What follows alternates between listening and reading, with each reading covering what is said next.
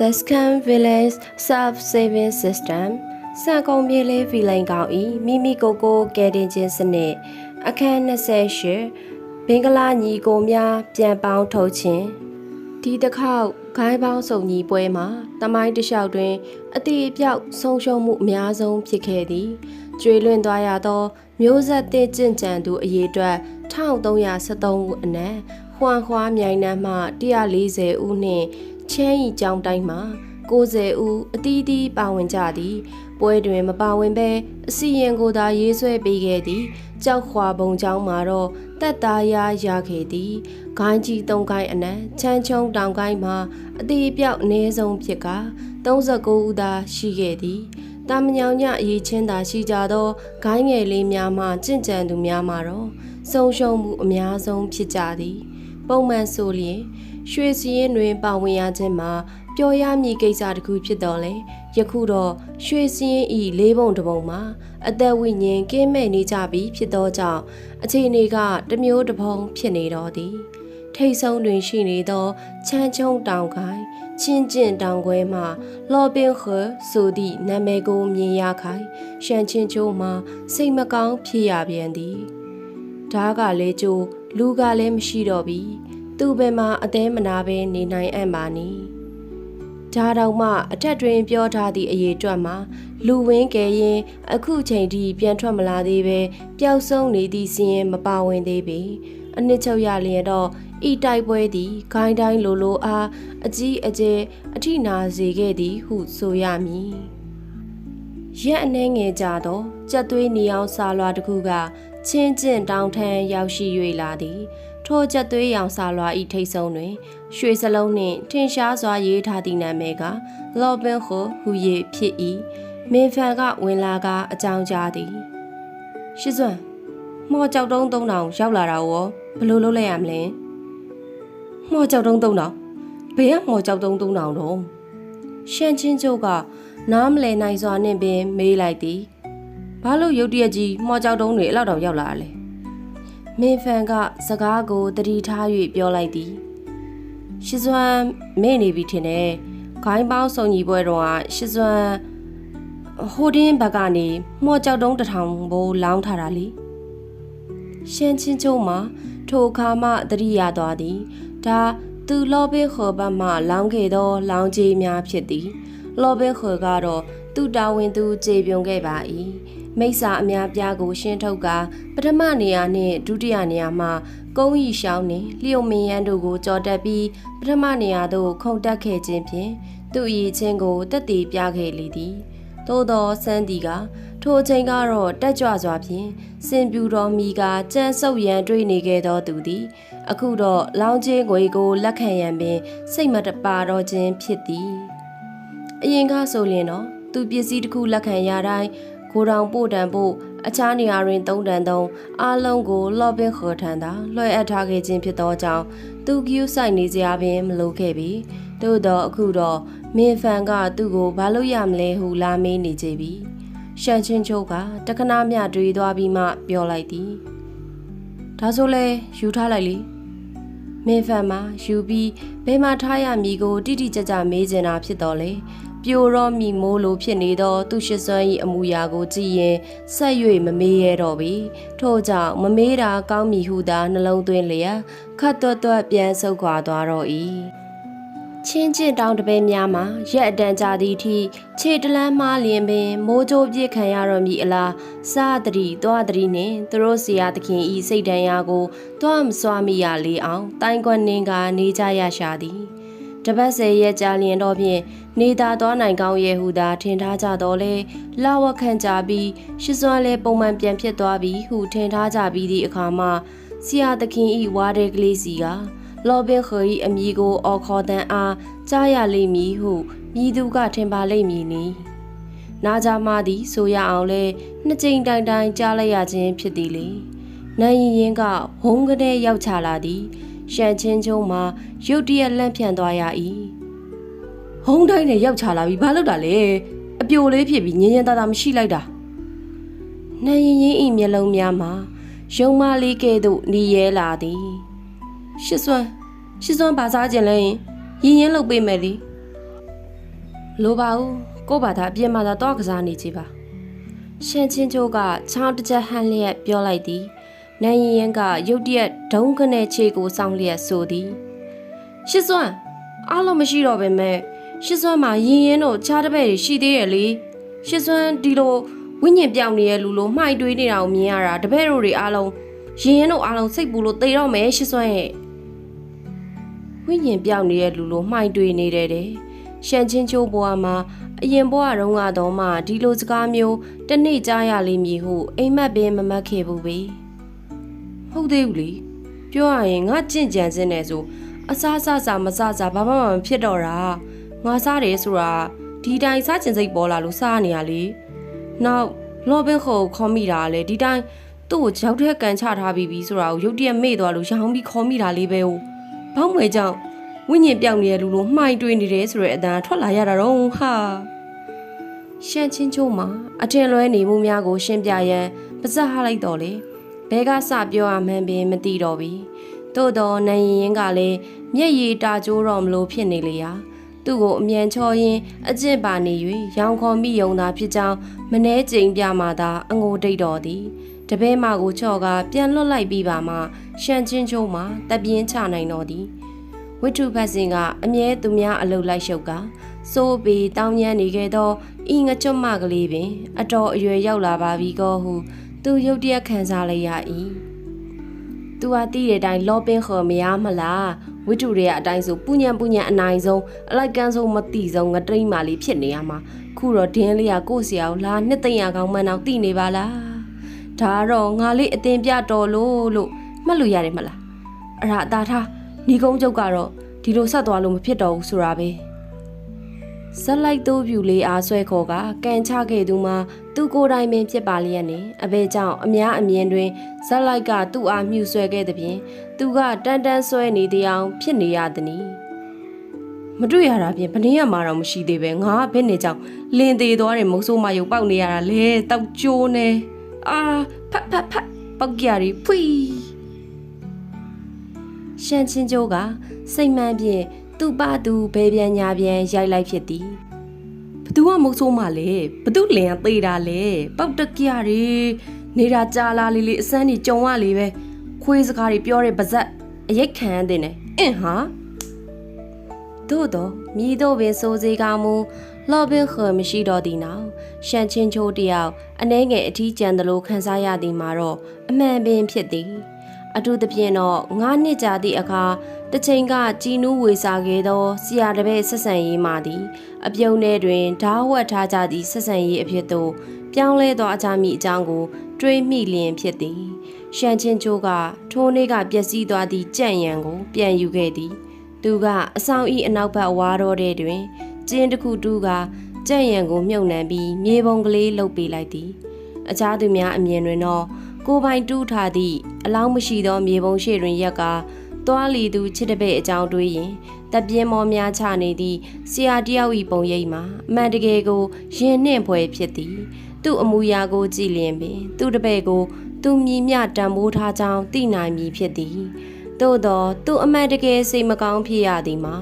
ဤမြေပုံထဲတွင်မြုပ်နှံထားသည့်ဓာကြိုးအပြင်ဘဲတော့မှပြန်မလာတော့မည်နေကြည်နွေးကဲ့သို့နှွေးထွေးကြည်သာသောလူငယ်လေးတစ်ယောက်အတွက်သာဖြစ်ကြောင်းကိုတော့သူကိုယ်တိုင်သာသိပေလိမ့်မည်မြည်တော့ပင်ဖြစ်စေကမူရှန်ချင်းချိုးအားကောင်းကင်ကိုပုံအထိကြားရသည့်အထိအော်ငိုပြစ်ချင်စိတ်ပေါက်သွားအောင်လှုပ်သွားသည့်အရာကတော့ system မှပေးပို့လာသောတဲချီပြက်လောက်စရာစာတိုလေးတစ်စောင်းသာဖြစ်သည်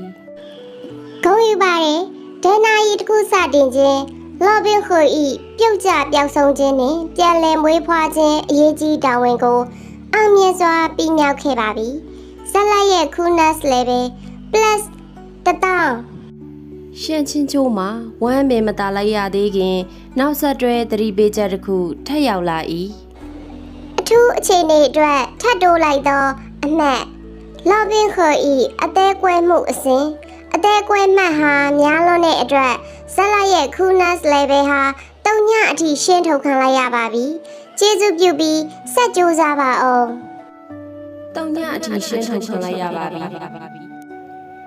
ထိုစာသားများမှာရှန်ချင်းချို၏အာယုန်ထဲတွင်အဆုံးမရှိအောင်ပေါ်လာနေသည်ဒီအသေးကွဲမှုအစဉ်ဆိုတာရောဘလို့တောက်ကျိုးနေတဲ့အမှတ်ကြီးတော့ထူးထူးဆန်းဆန်းအမှတ်တွေရှောက်မတွက်ပါနဲ့လို့ငါမပြောခဲ့ဘူးလားအသေးကွဲမှတ်တွေဘာတွေတွက်တင်အောင်လော့ဘေးခေါ်မင်းမွေးထားတာမို့လို့လားကွာနှစ်30လောက်ကျွဲလို့နွားလို့ယုံလာခဲ့သမျှတညာတဲ့နဲ့တင်ဘဲဥမကွဲတဲ့ဘဝပြန်ရောက်သွားရပါဟောလားရှန်ချင်းချို၏နှလုံးသားမှာပစိဖိတ်သမုဒ္ဒရာကြီးထဲတွင်အနှစ်ခံထားတကယ်သူမောကျက်နေလေသည်သူမပြောမှတော့ကျင်းသေးပေါအခြားတယောက်ကိုပါသေပေါ်ညှိရတော့မည်ပေါ့ရလက်အနေနဲ့တော့ရှန်ချင်းချိုသည်မင်းဖန်းကိုအပြေးကလေးလွတ်ကရှန်ချင်းခွာအားသူ့အဆောင်စီသို့ဖိတ်ခိုင်းလိုက်လေတော့၏ရှန်ချင်းခွာကနှင်းလိုဖြူစစ်သောကျွေလက်ဖက်ရည်ခွက်ငယ်ကိုချလျက်ဆိုသည်ဆရာတို့အကိုရှန်ရဲ့ချင်းကျင်တောင်ဟာတကယ်ကိုစိတ်ငြိမ်လှပတယ်နော်လက်ဖက်ရည်ပကံလုံးလေးတောင်မှဒီလောက်ရေသွေးကောင်းနေတယ်ချင်းခွာတော့တကယ်ပဲအားကြမိပါရဲ့ဗျာရခင်ကဆိုရင်ချင်းကျင်တောင်နှင့်အန်းတင်တောင်မှာတွင်းရည်နှင့်မြစ်ရည်ကဲ့သို့ပင်တခါမှအဆက်ဆန်းမရှိခဲ့ဘူးပဲသူတို့ဤဆက်ဆံရေးမှာနှွေးထွေးသည်လည်းမဆိုသာသလိုအေးဆက်သည်လည်းမဟုတ်ပေအထူးသဖြင့်ရှန်ချင်းချို၏အေးဆက်မောက်မာသောအကျင့်စရိုက်ကိုလည်းသိနေကြသည်ဖြစ်ရာသူအားအလဘာတလဘာလာပြောရန်မြည်သူမှမဝင်ကြပေသို့တော့ဒီတစ်ခါတော့သူကိုယ်တိုင်ကသူ့တပည့်အားအန်းတင်တောင်ကိုလှုပ်ကစကားစမီပြောရန်အခေါ်လွတ်လိုက်သည်ရှန်ချင်းခွာမှာရှန်ချင်းချို၏ရည်ရွယ်ချက်ကိုမသိတော့လဲပြုံးနေသူအားမြည်သူမှလာမရိုက်ဆိုသည့်စကားကိုလက်ကင်ထားကဖော်လန်မြောက်ဖားစကားများသာပြောနေရသည်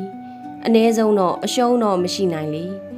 ရှန်ချင်းချိုကသူ့တပည့်ကလေးပြန်ထွက်သွားသည့်အခါတကားကိုစေးပိတ်လိုက်ရင်းတက်ပြင်းတစ်ချက်ချသည်ဆရာတို့ညီလေးပြောမှပဲလက်စာနဲ့ပြောရအောင်မယ်တကယ်တော့ဒီချင်းကျင်တောင်မှာရှိတဲ့မြက်တပင်တစ်တပင်တိုင်းခွက်တစ်ခွက်ကအစပကံတစ်ချက်စီအထီကိုအဲ့ဒီအကိုတပည့်လေးကပဲစီမံခန့်ခွဲခဲ့တာကွရှန်ချင်းခွာကရေးလိုက်ငါလိုက်နှင့်လိုက်၍တပြင်းချသည်ခိုင်းတူလေးလောဟာတကယ်ထူးချွန်တဲ့ကလေးပါနှမျောစရာတိတ်ကောင်းတာပဲအဲ့ဒီမိစ္ဆာတွေကတကယ်ရုံမာလွန်နေကျွန်တော်တို့မှဒီတစ်ခေါက်တော်ကြီးနစ်နာခဲ့ရတယ်ဆရာတို့အကိုရှန်ရဲ့ပူဆွေးတော့ကတွေကိုအားလုံးကလည်းစာနာနေကြမှာပါဗျာရှန်ချင်းချိုးကခက်အေးအေးပင်ပြန်ပြောလိုက်သည်ဆရာတို့ညီလေးသာတကယ်နှမျောစရာကောင်းတယ်လို့ခံစားမိရင်ဒီလိုနစ်နာရတဲ့ကိစ္စတွေဘယ်ရှိလာပါမလဲထိုစကားတို့ကိုကြားချင်းရှန့်ချင်းခွာမှရုတ်တရက်တောင်ခဲအေးဆက်သွားရသည်တက္ကနာကြာမှဘာမှမခံစားရတကယ်တော့ပြုံးလျက်သူကဆိုသည်ဆရာတို့အကိုရှန်ရဲ့စကားဘာအဓိပ္ပာယ်တုံးဗျကျွန်တော်တို့အန်းတင်တောင်ကိုအားနဲ့လို့အသုံးမချဘူးလို့အပြစ်တင်နေရလားဒါဆိုရင်တော့ဟော်ရီယာညီလေးလည်းတကယ်ပဲအပြစ်ရှိတယ်လို့ခံစားရတာမို့ဒီကနေပဲတောင်းပန်လိုက်ပြစီဗျာရှန်ချင်းချိုးကသူ့အားလက်ဖက်ရည်တစ်ခွက်ငှဲ့ပေးလိုက်ရင်းဆက်ပြောသည်အိုးဘယ်ကအားနဲ့ရမလဲကွာတကယ်ဆိုအားတောင်များနေသေးတာလူလောကကိုအနှစ်တစ်ထောင်မှတစ်ခါတောင်မလာတတ်တဲ့တရေကောင်းပင့်ကူတို့ညွှီရွန့်ချန်တို့အယိုးစုသိန်းငတ်တို့တောင်ရအောင်ရှာထည့်ထားနိုင်သေးတာပဲဟော်ရီယာအကိုကြီးကဒီလိုညီလေးကိုအားနေတယ်လို့ဘယ်အပြစ်တင်ရဲပါမလဲကွာရှန့်ချင်းခွာကမျက်စိပြန်မျက်နှာပြန်နှင့်ရုတ်တရက်ထရက်လိုက်သည်တောင်တခင်ရှန်စကားတွေကစီးကြော်လွန်နေပြီနော်ရှန့်ချင်းချိုးကရှန့်ချင်းခွာပခုံးကိုကိုင်းလျက်ခက်အေးအေးပင်ပြောသည်အော်ငါညီရဲ့ဘာရီဒီလောက်စိတ်လှုပ်ရှားနေရလေကွထိုင်မအောင်စကားလေးပြီးအောင်ပြောရအောင်ပါဒါနဲ့ငါမင်းကိုခေါ်လိုက်မယ်ဆိုရင်တော့မင်းပြန်ထူးရဲပါမလားရှန့်ချင်းဟွာကအေးဆက်စွာပြုံးလျက်သူ့လက်ကိုပုတ်ချလိုက်သည်ဘာလို့မရဲရမှာလဲကျုပ်ကကိုလိပ်ပြကိုလုံပြီးသားခမည်းရဲ့အခြေမြင့်မရှိတဲ့ဆွဆွဲစကားတွေကိုကြောက်နေကြရလားကောင်းခင်ကိုစံတက်မဲ့လေးရင်ပြန်ရှန့်ချင်းခွာမှာရုတ်တရက်ငဲရိတ်တဲ့သို့နတ်မိုးကျိုးအမှန်ခံလိုက်ရတကယ်သူခန်းစားသွားရကအတန်ပင်မထွက်နိုင်တော့ကြီးအတန်ကြာမှာသူကတုံတုံရီးလေးတန်ကလေးနဲ့မေးဤခမည်းဒီအိုင်ဒီကိုဘယ်လိုသိရလဲသူ့အမူအရာကိုမြင်လိုက်ရသည့်ရှန့်ချင်းချိုးသည်လေရုတ်တရက်ဓာတ်လိုက်သွားသလိုကြောင်တက်တက်ဖြစ်သွားရသည် 3 စက္ကန့်မြကြာမှရှန်ချင်းချိုးကသူ့ပခုံးအားပုတ်လျက်အားနှင့်ဖိကပြန်ထိုင်စီလိုက်သည်။အော်တကယ်ပဲပေါ့ခမည်းစာအုပ်တအုပ်လုံးကိုတော့ဆုံးအောင်ဖတ်ထားသေးတာဟောဒီကအဖိုးကြီးကဒီအိုင်ဒီကိုမသိကြလားကွယ်မော့ပေကျွင်းသာရောက်မလာရင်ခမည်းသာအမှုမဲ့အမှတ်မဲ့နဲ့အစကားကိုမပြောခဲ့ရင်ကျွန်တော်တကယ်ပဲသိမှန်မထင်ဘူးတာရှမ်းရဲ့ထို့စဉ်ရှန်ချင်းဟွာမော့ပေကျွင်းရောက်လာသည်ကိုမြင်လိုက်စဉ်ကအနီပုတ်ကိုပါဇက်မှာ What the fuck ဟုလှုပ်ခနဲထွက်သွားခဲ့လေသည်ထိုစဉ်ကရှန်ချင်းကျုံမှာတေချာမကြလိုက်ရသဖြင့်တိတ်အာယုံမထားမိတော့လဲနောက်မှပြန်စင်းစားလီပိုတန်တရားဝင်လေဖြစ်လာခဲ့တာဖြစ်သည်ပိတ်ကားနောက်ွယ်မှကျိုးကင်သူလက်မဲကြီးရှန်ချင်းခွာသည်မူလာဇက်ကြောင်းမှာလိုရွဲ့မှန်ရှိကိုမလွတ်ခဲ့သို့သောဤကိစ္စသည်ဇက်ကွက်အားပြောင်းလဲရန်ကြိုးပမ်းမှုတစ်ခုဟုယူဆ၍ရနိုင်သည်လော်ဘင်ခေါ်ကြောက်ထဲပြုတ်ကြသည့်ဇက်ကွက်တစ်ခုလုံးအားအမြင့်မှစား၍ပြောင်းလဲပစ်လိုက်ခြင်းဖြစ်သည်သို့သောထိုလူကကောင်းကင်ကိုစံတမ်းမိလေရင်ပြန်ဘရိုမှန်မိတို့သိရသည်ဆိုသည်နည်းဆိုသည်ကတော့နောက်ထပ်အကြောင်းရင်းတစ်ခုရှိသေးသည်သူသိသမျှဇက်ကောင်တွေကိုဖယ်လိုက်လျင်ဤဝတ္ထုနှင့်ပတ်သက်၍သူထပ်စဉ်းစားလိုရသည့်တယောက်တည်းသောလူမှာမူလစာရေးဆရာသာကြံတော့သည်လေဘလို့မှန်မှန်အမြဲမှန်နေတာငါလေးကိုတော့အပြစ်မတင်နဲ့လीကိုဖုံးကိုကံပဲဟာနှစ်ဦးသားမှာဝစီပိတ်ပြိုင်နေကြသည်အလားအတန်ကြာအောင်တယောက်မျက်နှာတယောက်ကြည့်ရင်တိတ်ဆိတ်နေကြ၏အတော်ကြာမှရှန်ချင်းချိုးကစကားကိုစလိုက်သည်ဟာကွက်တီကိုလည်းမဖြစ်သဲလွန်စားတွေလည်းပေးပြီးဘာမှလည်းဆက်မဖြစ်ဇက်ကွက်တွေကလည်းကြက်စာကောက်တယ်လို့ပဲအဆက်ဆက်ကမရှိအရေးအသားကလည်းမူလာရန်ကလေးသားသားဆက်လီယွန်ဝတ္ထုရေးမယ်ဆိုလဲဟုတ်ဒီပတိရေးပါဟုတ်လားဘာလို့နှိမ့်ဆက်တာတွေညှဉ်းပန်းတာတွေကထဲ့ရေးနေရသေးတာတော့ဟမ်ကျွန်တော်ကလည်းနင့်နာသူပါဗျာတကယ်ဆိုကျွန်တော်ကစာရေးဆရာပဲဟုတ်ဒီကဘာရဲ့ဖန်ဆင်းရှင်လို့တော့ယူဆလို့ရတာလေဝတ္ထုတွေရောက်လာရင်တော့ဇက်လိုက်ပဲလာဖြစ်တင်တာပေါ့ပလက်ပေါက်ထိုးရင်ဓာတ်လိုက်ပြီးအညောက်စာမိမဲ့အဖြစ်ခံလေးလာဖြစ်နေရလိမ့်မယ်လို့ဘသူကသိမှလဲလို့ရှန်ချင်းချိုးကအေးဆက်စွာပြုံးလျက်ပြောလိုက်သည်ဘလောက်နစ်နာနာကျုပ်လောက်စိုးမာတယ်လားခမားတရှိုးလုံနေရပေါ်သွားရင်တော့မတကားမှဖုတ်ခနဲ့တေုံပေါ့ကျုံမှာတော့လော်ဘင်းခေါ်ကိုယ်တိုင်လူသားအသားကြောင့်အလောက်ခံရပြီးမသိမရှင်ဖြစ်နေရမှာလေရှန်ချင်းချိုးဤတလုံးချင်းပီသားစွာပြောလိုက်သည့်စကားတစ်လုံးစီမှာနာကြီးမှုများဖြင့်ပြည့်နေ၏ခမားရောက်လာတာဘလောက်ကြာပြီလဲခမားကြာရောက်လာကြရဆရာကြီးအစဉ်တန့်ရောက်နေတော့တာမလားကျုံမှာတော့ဟိုး PC ပေါက်စအပြင်ဆောင်တပည့်ဘွားကနေကြားကန်လာလိုက်ရတာခမားကပဲကျုပ်တက်နစ်နာအောင်မလားနောက်ဆုံးတော့နှစ်ဦးသားဤမင်းဘွားထံငါဘွားပိုနာတွေပြိုင်ပွဲကြီးမှာပူးတွဲတရေရလက်ဖြင့်အဆုံးသက်သွားရသည်ဏီကုန်းချုပ်ရလျင်တော့သူမသားကိုအားသူပါဆိုသလိုအတူတူနှင့်အနူနူသားဖြစ်ကြ၏ရှန်ချင်းဟွာကတပြင်းမောတစ်ချက်လိုက်ခနဲချကပြောသည်ဒီလိုနေရာမှာစာဖတ်သူတယောက်ကိုလာတွေ့ရတယ်ဆိုတာလေရေစက်ပဲဗျခမရဲ့ကျုံးတန် idea ဘားတယ်လေကျွန်တော်မျက်မှန်တမ်းမိရင်တမ်းမိနေမှာပြောမရဘူးလေ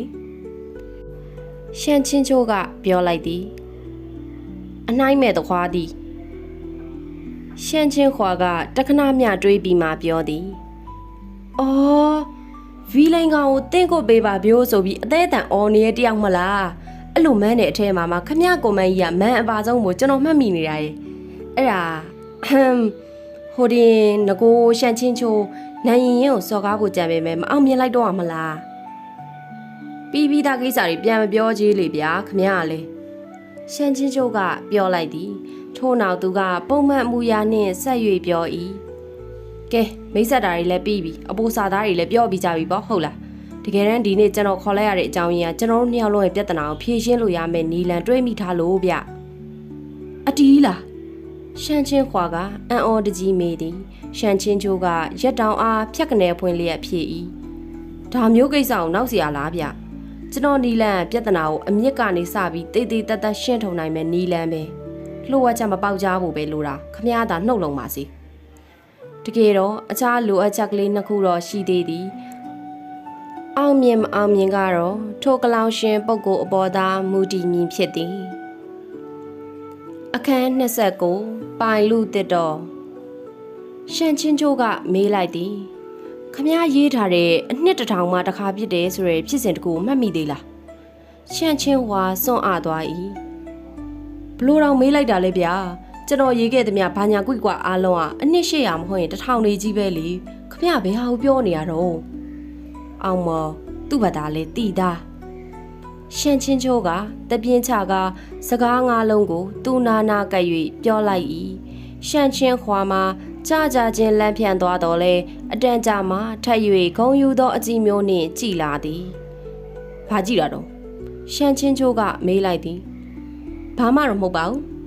ရှန်ချင်းခွာကခဏနာပြီးမှစကားကိုဆက်သည်ဒီတိုင်းခမရတကယ်အမာကန်စာဖတ်သူကြီးပါလားလို့တွေးလိုက်မိလို့ပါကျွန်တော်တောင်သတိမရပဲဂျောင်ထိုးထားတဲ့အချက်တွေတောင်မှမှတ်မိနေတယ်ရင်ထဲထိတယ်ဗျာရှန်ချင်းချိုးမှာတခဏမြစွန့်အားသွားပြီးမှစကားဆက်နိုင်သည်နတ်ဖက်ကြရင်တောင်းအောက်ဆင်းပြီးအဲ့ဒါသွားရှာရမယ်လိုက်ခဲ့မနှက်ပြန်လားမလောလုံးလားရှန်ချင်းခွာကတစ်အားနဲ့ပြောသည်တကယ်တော့ကျွန်တော်အဟာကိုဘယ်မှာရှိတယ်လို့ရေးခဲ့မိမှန်းမမှတ်မိတော့ဘူးဗျစလုံးရည်2 သန်းလောက်မှတခါပဲရေးခဲ့ဘူးလားဆိုတော့ဒီလိုလုပ်ပါလားကျွန်တော်ဖြည်းဖြည်းစဉ်းစားပြီးမှရတဲ့အခါလာပြောပြမယ်လေရှန်ချင်းချိုးကလည်းလေတန်အေးလေးဖြစ်သာအယိုးကန်သဘောနဲ့ပြန်၍ပြောလိုက်သည်အဲ့ဒါဆိုလေလောဘင်းခေါ်ကြောက်ထက်ကတက်လာမော့ပေကျွင်းနဲ့ပေါင်းသွားပြီးကျုပ်ကိုတက်ပြီးတော့ခမ ्या ကိုလာတတ်တဲ့ဒီစောင့်လိုက်လေအဲ့ကြမှာမှတ်မိလိုက်တော့ဗောမကောင်းလားဟုတ်ကဲ့ကျွန်တော်မနှက်ဖန်ကျင်းတွေမှတ်မိအောင်လုပ်လိုက်ပါမယ်ရှန်ချင်းခွာမှာခမန်းကရန်ဖြေလိုက်ရသည်အန်းတင်တောင်တွင်တောင်သခင်တယောက်အနေနှင့်အခန်းခွဲခြင်းခိုင်းသားသင်းများအတွက်ဝစ်စုံထုတ်ပေးရခြင်းစသောတာဝန်များမရှိပေထို့ကြောင့်ရှန်ချင်းခွာမှာပြန်ရောက်သည်မှစ၍ညလုံးပေါက်ခေါင်းမိတောက်အောင်စဉ်းစားလေတော့သည်သို့နှင့်နနက်မိုးတောက်အလင်းပေါက်ချိန်မှညံအလင်းပွင့်သွားကမြေပုံပေါ်တွင်နေရာတစ်ခုအားမှင်နှင့်ဝိုင်းလိုက်နိုင်တော့သည်မြေပုံကိုတွေ့သည့်အခါရှန်ချင်းချိုးကစပွဲကိုဝုန်းကနေရိုက်လိုက်ကတောင်အောက်သို့ချက်ချင်းဒုံဆိုင်ဆင်းရန်ပြင်လေသည်သို့နှင့်ဆရာတို့ညီကိုနှစ်ဦးသားမှစားလိုက်တောက်လိုက်တိုက်လိုက်ခိုက်လိုက်နှင့်ပျော်ပျော်ပါပါလှဲကလေးနှင့်ခရီးသွားကြတော့သည်စကားအရတော့အတော်ပြောစရာကောင်းမည်ဟုထင်ရတော့လဲပြည့်ရွက်စိတ်ချေမွေးမြသောပြဿနာတေးသေးကလေးတစ်ခုရှိနေပါသေး၏ရှန်ချင်းခွာကလှဲမောင်းသည့်နေရာမှာထိုင်ရင်ငိုတန်းပါကြီးနှင့်ညီးသည်ခရီးသွားတာတော့ထားပါတော့ဘဲတဲ့ကြောင့်ကျွန်တော်ပဲစရိတ်ထုတ်ကျွန်တော်ပဲလှဲမောင်းနေရတာတော့ဗျရှန်ချင်းချိုးကလှဲထဲမှာလှမ်းပြောသည်ဘာရီရှောက်အော်နေရလဲမရှက်တတ်ဘူးလားအပစံတွေကခိုင်းကျုပ်အကိုကြီးကခီးစရိတ်ထုတ်ပေးထားတာတွေလေမင်းကအိတ်ထဲကနှိုက်ထုတ်ပေးုံလေးပဲကိုသူတို့မထွက်လာခင်ကမြင်လိုက်ရသည့်ရွယ်ချင်းရွယ်ဤစိတ်အားထက်သန်လာသောအမူအရာကိုပြန်တွေးမိသောအခါရှန်ချင်းခွာမှာသူ့အတွက်သူသာရင်နာမိတော်သည်ဆရာတို့ညီလေးရှန့်ရဲ့ချင်းချိုးကိုအပ်ပါတယ်နော်။ तू ကအစိတ်လက်မိထားတာမို့ခရီးတစ်လျှောက်မှာသူ့ကိုတေချာဂယူးဆိုင်ပေးလိုက်ပါကွာတဲ့။နာမည်တွေဘာတွေတက်ပြီးချစ်စနိုးတွေဘာတွေခေါ်လို့ဗျာ။သူတို့ငယ်ငယ်ကတရားကျင့်တဲ့နေရာတိတ်မနီးခဲ့လို့သာတော်တော့တယ်မဟုတ်ရင်ခုလောက်ဆိုညားနေလောက်ပြီ။တောင်သခင်များကိုယ်တိုင်တေချာပြိုးထောင်ခြင်းခံခဲ့ရသည့်အတွင်းဆောင်တပည့်များနှင့်ရှင်လျင်ကိုလန်းကိုဖောက်ကအမြင့်သို့ခက်ခက်ခဲခဲလှမ်းခဲ့ရသည့်အပြင်းဆောင်တပည့်များမှာလူခွင့်ရေးပင်ညီမျှစွာမရကြရှာပြီထို့ကြောင့်အန်းတင်တောင်တွင်ကအနာဂတ်မရှိဟုပြောရခြင်းဖြစ်သည်စာရေးဆရာအနေနဲ့အားကုန်သုံးကရှန်ချင်းဟွာအားဇက်နာအောင်ဖန်တီးခဲ့သောကောင်းကင်ကိုစံတက်မဲ့လေရင်ပြန်တာရှန်သည်အခုတော့သူ့အတက်သူစူးနေပြီဖြစ်၏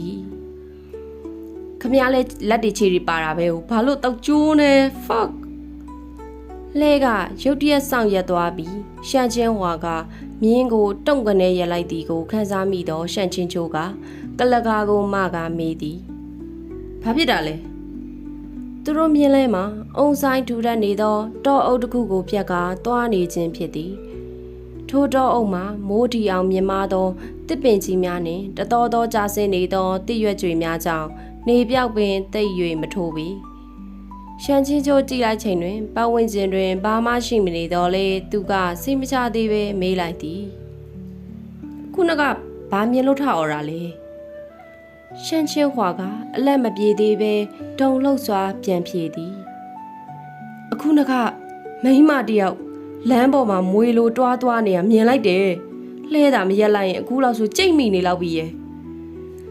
ကြားရတာတော့ထူးဆန်းသည်သူလှဲလောက်စီရပါပြီတောထဲတွေကတိတ်ဆိတ်နေကတန်တရားဖြစ်လောက်စီရဘာတမ်းမှမကြားရတော့လဲရှမ်းချင်းချိုးကပေါ့တန်တန်သဘောမထားပြီ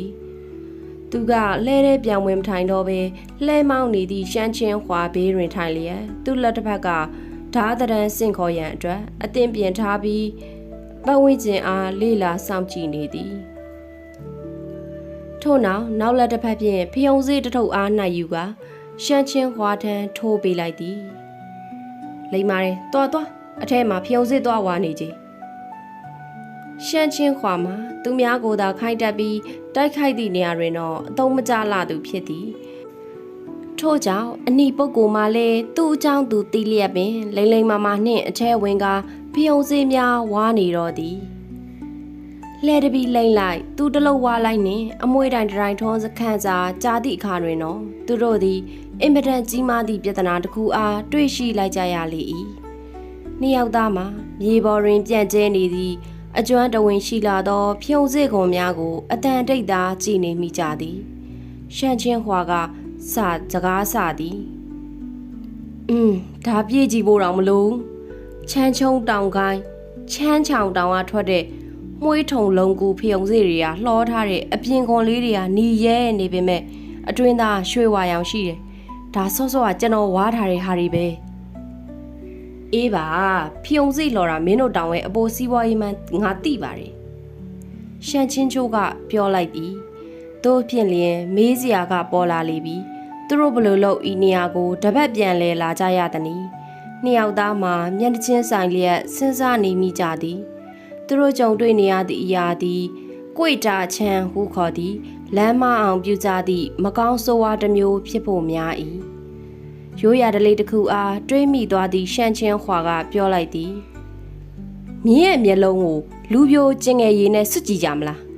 ။မြင်းလဲသူ့မာနနဲ့သူရှိတယ်လေကွာ။ဘာလို့သူ့မျက်လုံးကိုအညစ်အကြေးတွေနဲ့တုံးမှလဲ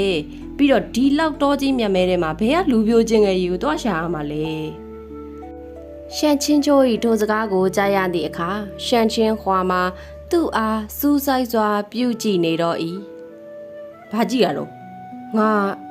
နေအောင်ငါအကြောင်းခဏထားအောင်ဒီငကိုရှန်ချင်းချိုးရဲ့ဇယိုက်ကအပြင်ဘက်မှာသာဖြောင့်မတ်တယ်လို့နဲ့အတွင်းစိတ်ကခြားစားနေတဲ့ကောင်မျိုးလေတိတ်တိတ်ပုံကိစ္စတွေရှိချင်ရှိခဲ့မှာပေါ့ဘယ်ပြောရမလဲဒါကိုမင်းကိုဒီခန္ဓာကိုဘလို့လို့လူပြိုးလို့မှတ်နေသေးတာလဲငါတောင်ဒီလိုဆိုမင်းလည်းဘာမှထူးမှမထင်ရှန်ချင်းချိုးကပြောရင်တစုံတစ်ခုကိုစဉ်းစားဟန်မျက်မှောင်ကျုံလျက်လှဲတဲ့ပြန်ဝင်သွားသည်ထိုစဉ်အပြင်ဘက်ရှိရှန်ချင်းခွာထမ်းမှာတရေတပတ်တွေ့တယ်လို့ကြောက်လန့်တကြားအော်တန်ကိုကြားရပြန်သည်ရှန်ချင်းချိုးကသူ့သွားရှာသည့်ပစ္စည်းကိုယူကာ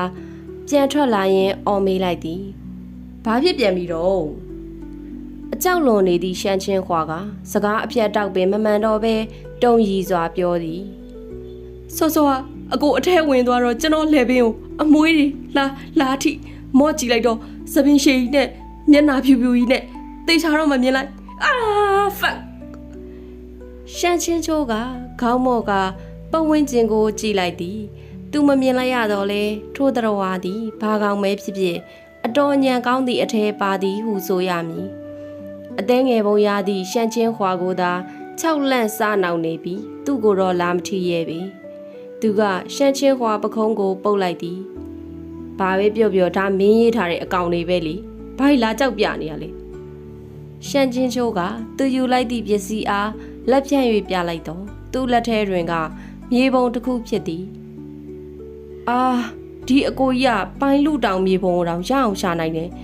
တော်လာကြီးလားလို့အောက်မေနေရတေချာကြည့်အောင်ဗျဒါအကျယ်ပြထားတဲ့ပုံကြီးရဲ့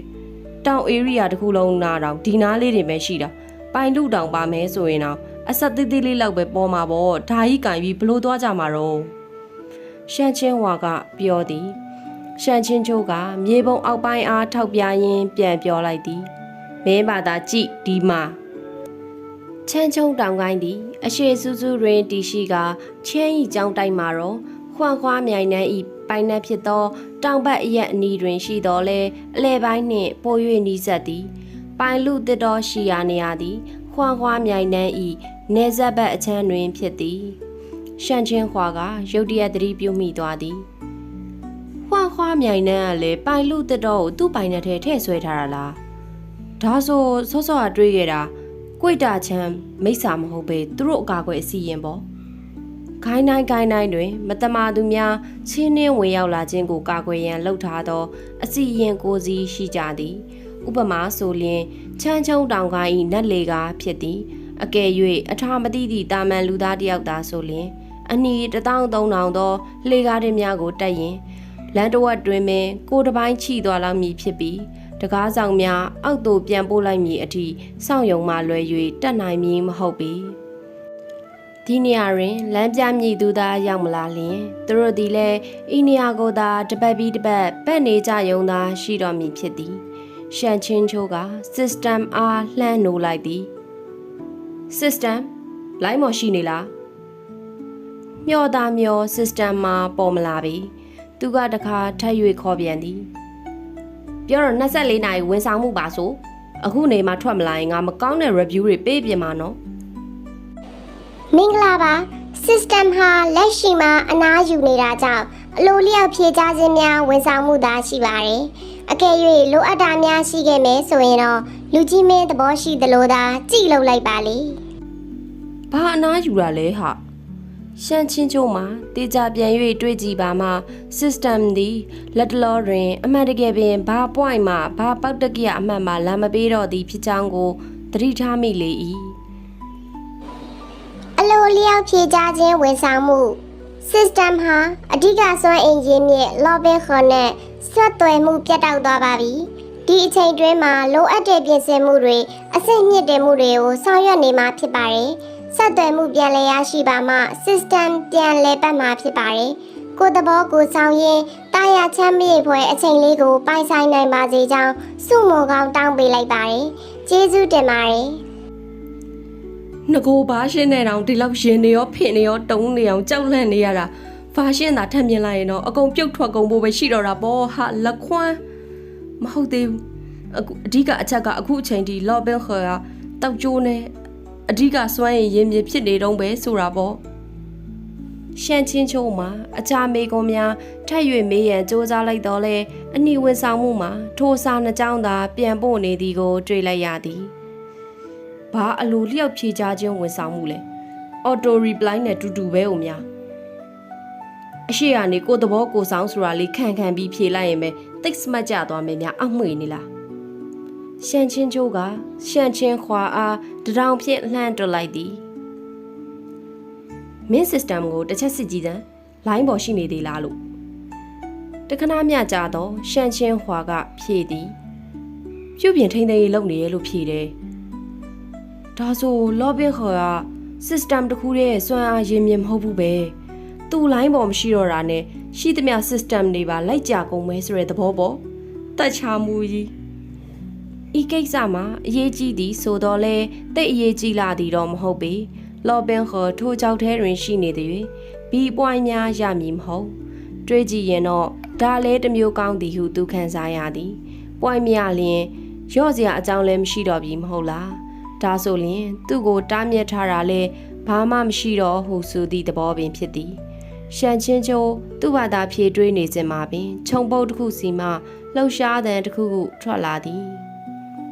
ထွက်ခဲ့ကြသူ့အော်တန်ထွက်လာသည်နဲ့တပြိုင်နက်ခါမှရှိုးရသည်လဲတအိမ်ထဲမှပြန်ထွက်လာကသူ့အမိတ်ကိုနာခံလျက်ထိုအရာအားတိုက်ခိုက်တော်သည်သို့သောထိုအရာကငားလိုပင်ချွဲကြည့်ကြည့်နေဖြစ်ကခြုံမိုးထဲတွင်သာငရှင်းတကောင်လိုပုံအောင်နေသည်ရှိုးရာဤဓာချက်ပေါင်းများစွာသည်ပင်သူ့အားတစ်ချက်မှမထိနိုင်ခဲ့ထိုစဉ်မျက်စိကျိန်းလောက်စီရာအလင်းတန်းတစ်ခုကရှန်ချင်းကျိုးအရှိမှပြက်ကနေပြန်တန်းသွားသည်ထို့နောက်ထိုအရာကစူးဝါးစွာအော်ဟစ်လျက်ခဝေးဝေးသို့ဆုတ်ခွာသွား၏ခြုံပုံမှာအပိုင်းပိုင်းဖြတ်ခံလိုက်ရပြီဖြစ်ရာပုံစရာနေရာလည်းမရှိတော့သဖြင့်ထိုတတဝါမှာအဝေးသို့ထွက်ပြေးသွားပြီဖြစ်သည်မှာတေးကြသည်ငါလည်းထူးထူးဆန်းဆန်းဘာမှမလုပ်လိုက်ရပါလားဓာတ်ကိုနေပြောက်ထိုးလို့ဖြတ်ကနေအလင်းပြန်သွားရုံလေးကိုအဟာအလင်းကြောက်တာဖြစ်မယ်ထင်တယ်တောက်ကျိုးနဲ့တကယ်ကြီးကိုတရေမှာပဲငါဒါမျိုးမရေးခဲ့ဘူးပါအောင်နော်အတီးမရေးခဲ့ဘူး ရှန်ချင်းဟွာကအနာတိုလာကပြောသည်နှစ်ယောက်သားထိုအကြောင်းကိုဆွေးနွေးရန်ပြုလိုက်စင်မှာပင်တိုးတိတ်သောခြေတံအချို့ချင်းကပ်လာသည်ကိုကြားလိုက်ရသည်ထိုသူဤတိုင်းပညာမှာအတော်ကောင်း၏ရှန်ချင်းချိုးသည်လည်းတိုင်းပညာနေပါသူတယောက်မဟုတ်ချင်းကြောင့်သာမဟုတ်လျင်ထိုခြေတံကိုလုံးဝကြားရမည်မထင်ပေထို့နောက်တောနက်ထဲမှနေ၍ဝတ်စုံပြူဝတ်လူငယ်လေးတဦးထွက်ပေါ်လာသည်ထိုလူငယ်လေးမှာငကိုကတော့မာထန်သောမျက်နှာထားဖြင့်ဖြစ်ကာဓာကိုလည်းတိုက်ခိုက်ရန်အသင့်အနေထားဖြင့်ကင်လာတာဖြစ်တော်လေသူတို့ကိုမြင်လိုက်သည့်အခါတွင်တော့မျက်နှာအမူအရာလည်းချက်ချင်းပြောင်းသွားကဓာကိုလည်းအလင်းအမြန်ရုပ်လိုက်၏ကျွန်တော်ကအစီရင်သားမှာလူစိမ်းတွေရောက်နေရကြလို့အမြန်ရောက်လာခဲ့တာပါတောင်သခင်ဆရာရှန်နဲ့ဆရာသခင်ရှန့်တို့မှမသိလိုက်ဘူးဗျာထိုလူငယ်လေးမှာအတော်ပင်ချော်မော်၏သို့တော့ရှန့်ချင်းချိုးမှာဤလူငယ်လေးအားမျက်မှန်မတတ်မိပဲဖြစ်နေသဖြင့်ရင်ကျေးစွာမေးလိုက်သည်ဒီကသူရဲ့ကောင်လေးဟာလူငယ်လေးမှာကြောင်တက်ပင်ဖြစ်သွားသည်ရှန့်ချင်းဟွာကသူ့နာနာကလျက်ခတ်တိုးတိုးလှမ်းပြောသည်တကယ်မမှတ်မိတာလားတမဲလုံနေရလားအဲ့ဒါကုန်းကြီးရှောင်းလीကုန်းကြီးရှောင်းမှာရှန့်ချင်းချိုးဤစကားကိုကြားချင်းစိတ်တက်ပင်အနှဲငယ်ကျသွားရသည်မိတို့ပင်ရွှေစည်းရင်တွင်လော်ဘင်းဟော်ဤကြော်တက်ခြင်းကိုခံထားရသည်ဆိုအောင်တော့သူသည်လည်းဒုတိယချိတ်ခဲ့သူတယောက်ဖြစ်ကအမတ်လည်းအတော်တန်ကောင်းခဲ့သည်လေထို့ပြင်ရခင်ကလေးကထွန်းပေါက်နိုင်ခြင်းအရှိဆုံးမျိုးဆက်တက်ကလေးအဖြစ်တတ်မှတ်ခံထားရသူလည်းဖြစ်ကပွဲလန်းသပင်များတွင်လည်းဂိုင်းချုပ်အိုကြီးဘေးမှအတူလိုက်ပါရင်အစစ်မြင့်စရာသခင်အများစုနှင့်တွေ့ဆုံဘူးသူဖြစ်သည်ဒီလိုသူ့ကိုရှန့်ချင်းချိုးကမမှတ်မိဘူးဆိုသည်မှာသူတကယ်မထင်ထားမိခဲ့သည့်အရာဖြစ်သည်ငယ်ငယ်ရွယ်နဲ့ထူးချွန်တဲ့လူငယ်လေးပဲကိုရှန့်ချင်းချိုးကပြောလိုက်သည်မခံယူရမှာဘူးဗျာကျွန်တော်တို့အစီရင်ကြောင့်အကြီးကဲတို့ကိစ္စတွေနှောင့်နှေးစေခဲ့မြင်အားနာပါရယ်ကျွန်တော်တို့လည်းတောင်သခင်တို့ဦးသာခွန့်ခွမြိုင်တဲ့နေဆက်ကိုလာကြမယ်မှန်ကြိုးပြီးသတင်းမရခဲ့လို့ပါဤစကားမှာပိုင်လူတစ်တော်ကိုအမှန်တကယ်ပင်သူတို့နယ်နမိတ်အဖြစ်သတ်မှတ်ထားသည်ဆိုသည့်အတိတ်ပဲဖြစ်သည်မြိုင်နန်းနဲ့ဝင်ဖို့အထီတော့စီစဉ်မဟုတ်ပါဘူးဒီပိုင်လူတစ်တော်မှာပဲလှုပ်ရှားကိစ္စလေးနည်းနည်းရှိလို့ပါရှန့်ချင်းချိုးကဖြေလိုက်သည်ကုန်းရီရှောင်းမှာရုတ်တရက်ဘာကိစ္စလဲဟုမေးမိတော့မလို့ဖြစ်သွားတော့လေအကင်းပါသူဖြစ်သည့်အလျောက်သူ့မိကုန်းကိုအမြန်ပြန်၍မျိုးသိမ့်လိုက်သည်ရှန့်ချင်းချိုးကပိုင်လူတစ်တော်တွင်ကိစ္စရှိ၍ရောက်လာရသည့်ကိစ္စကိုပြောတော်လဲဘာကိစ္စဟု၍မပြောခြင်းသည်ဤကိစ္စအားမဆွေးနွေးလို့ဟူသည့်သဘောတက်ရောက်၏ကုန်းရီရှောင်းမှာမြင်းမြပင်တည်ခြင်းတွေကမူလူကြီးများအားအထွတ်မတက်ရဲ၍စိတ်သားနေလိုက်ရသည်သို့တော့ခွာမြိုင်နှန်းဤတပည့်ကြီးတယောက်အနေနဲ့တော့သူတို့နယ်နမိတ်တို့ခိုးချောင်ခိုးဝဝင်လာသည့်ချမ်းချုံတောင်ကိုင်းမှာတောင်သခင်နှုတ်ဦးအားလွှတ်ထား၍လည်းမဖြစ်နိုင်သေးပေကုန်းရီရှောင်းကတက္ကနာမြတိုးဝေးသွားပြီးမှပြောသည်အကြီးကဲတို့နှုတ်ဦးမှာဘာကိစ္စတွေရှိလဲတော့မသိပေမဲ့အဆင်ပြေမဲဆိုရင်ကျွန်တော်ကကူညီပြီးလမ်းပြပေးပြစီလားခမညာရှန့်ချင်းချိုးကမပွင့်တပွင့်ပြုံးလျက်ဘေးမှကြံရပါအားခတ်တိုးတိုးလှမ်းတိုင်ပင်သည်အခုနေသူ့ကိုနှင်ထုတ်လိုက်ရင်နောက်တစ်ခါငါတို့စီထက်ရောက်လာမှလူတယောက်တည်းပဲကတော့မယ်မထင်ဘူးဒီတိုင်းခေါ်သွားလိုက်အောင်တိုက်ဖို့ခိုင်းဖို့ကူရတာပေါ့မတိုက်ခိုင်းနိုင်သည့်ကြံရပါရှန့်ချင်းခွာကပြန်၍တထိုးသည်သူကနေလာနှင်းပန်းစီကိုယူမပေးရင်ဘယ်လိုလုပ်မလဲသူတို့ခွန်ခွာလူတွေရဲ့ logic ကငါတို့အိမ်ရှိမှပေါက်ရင်ငါတို့အိမ်ကအပင်ပဲငါတို့အိမ်နောက်မှာပေါက်လဲငါတို့အိမ်ကအပင်ပဲဆိုတာမျိုးလေမသိတာလည်းမဟုတ်ဖ ೇನೆ ရှန့်ချင်းခွာစိတ်ထဲမှာတွေးမိသည်အရှက်မရှိသောတွဲဘက်ရှန့်ချင်းချိုးကတစ်ဖက်ပြန်တွတ်၏တုံးလိုက်တာရရင်ယူပြေးရုံပေါ်ဟာသူကငါတို့စီကပြန်လူနိုင်မှာမို့လို့လားအလွန်ဆုံးမှာသူ့စီကိုပြန်ပြေးတိုင်ုံပေါ့အဲ့ကိစ္စလည်းနောက်မှာဆက်ရှင်းလို့ရနေရပဲငါတို့ကလည်းပစ္စည်းရရနဲ့ဖုတ်ဖက်ခါပြီးထသွားမှာပဲလေသူတို့ပြန်လာတာစောင့်နေမှာမို့လို့လားဂိုင်းနှကိုင်းမိတ်ပြတ်သွားရင်ရောဒီဟာမင်းအသက်ကိုကယ်မဲ့ဟာလေမိတ်ပြတ်မှနဲ့မင်းအသက်နဲ့ရွေးရမယ်ဆိုမင်းဘာလုပ်မလဲပြောကြည့်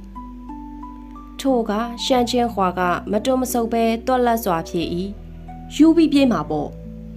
ရှန့်ချင်းချိုးကခေါင်းမော့လျက်ကုန်းရီရှောင်းအားဟမ်းမပြတ်ပြောလိုက်သည်ကဲသွားကြတာပေါ့ရလက်အနေနဲ့တော့အသေးအဖွဲသောလှဲမောက်ခြင်းအမှုသည်ပြက်လက်သောလူငယ်လေးလက်ထဲသို့ရောက်သွားတော့လေ၏ ကုန်းကြီးရှောင်းကလှဲမောင်းနေရင်ကစူးစမ်းစွာဖြင့်လှမ်း၍မေးသည်အကြီးကဲရှန်ကျွန်တော်နားမလဲတဲ့ကိစ္စလေးတစ်ခုမေးချင်လို့ဗျပြောပါရှန်ချင်းချိုးကခွင့်ပြုလိုက်တော့ကုန်းကြီးရှောင်းကဆက်၍မေးသည်အကြီးကဲတို့ပညာနဲ့ဆိုရင်ကျွန်တော်အစီအစဉ်ကိုကျွန်တော်တို့တောင်မသိလိုက်ရခင်ခဏလေးနဲ့ဖြတ်လိုက်နိုင်မှာပဲဦးဘာလို့များချီစွမ်းရင်လှိုင်းလုံးကြီးတွေထသွားတယ်ဒီဖြစ်သွားစီရတာလေခမညာ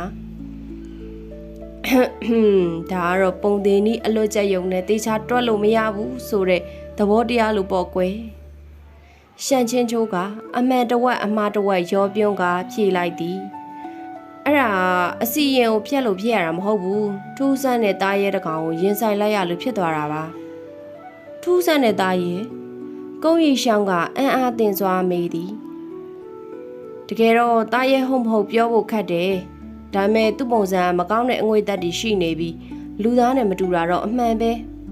ဟူ၍ရှန်ချင်းချိုးကပြန်ပြောလိုက်လေ၏ကုန်းရီရှောင်းကဆက်ပြောသည်ပိုင်လူတစ်တော်ရဲ့ဆယ်လီအကွာလောက်မှာလူနေအိမ်တွေရှိတယ်ဒီနားမှာတားရဲတွေရှိတယ်ဆိုတော့အတန်တော့မကြားမိဘူးပဲတားရဲနေနေတတ်တာကြားချင်သေးလောက်တော့မမြင်ခဲ့ဘူးဗျဒါဆိုသပင်ရှေကြီးဖာလာချခန္ဓာကိုယ်ကအယိုးပေါ်အရေးတင်တဲ့ပိတ်တာလိုလိုဖောရောင်တဲ့မျက်နှာနဲ့တတော်ဝါဘာများဖြစ်မယ်လို့ထင်တယ်လဲဘာပဲဖြစ်ဖြစ်ထပ်ပေါ်မလာရင်တော့အကောင်းဆုံးပေါ့ဗျာအကယ်၍များပေါ်လာခဲ့ရင်လည်းအကြီးကဲတို့စိတ်ချုပ်ခံစရာမလိုအောင်ကျွန်တော်ပဲဖြေရှင်းလိုက်ပါမယ်ဗျာဤစကားတို့မှာကုန်းရီရှောင်းဤစိတ်ရင်းမှန်သားဖြစ်သည်ဤရှိုးရတာတခင်အကြီးကဲကအဝေးမှတခါသာလှမ်းမြင်ဘူးခဲ့ပြီးတိတ်မရင်နီတော့လဲရွှေစင်းတွင်သူ့အားကြော်တတ်သွားခဲ့သည်လော်ဘင်ခေါ်ဤစရာဖြစ်သည်ဆိုသည်နှင့်ပင်ရှိန်ချင်းစရာကောင်းနေပြီဖြစ်သည်ထို့ပြင်ဟွာခိုင်းသားအချို့ကိုကဲခဲ့ဘူးသည့်ကျေးဇူးလည်းရှိသဖြင့်တကယ်ကိုလေးစားထိုက်သူဟုသူယူဆထားသည်လေ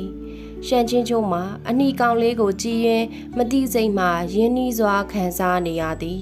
အလိုက်ထိုင်နေတတ်ပြီးနှိတ်ချတတ်သည့်အပြင်မျက်နာမှလည်းလော်ဘင်ခေါ်နှင့်စင်တူလာ၍ဖြစ်မည်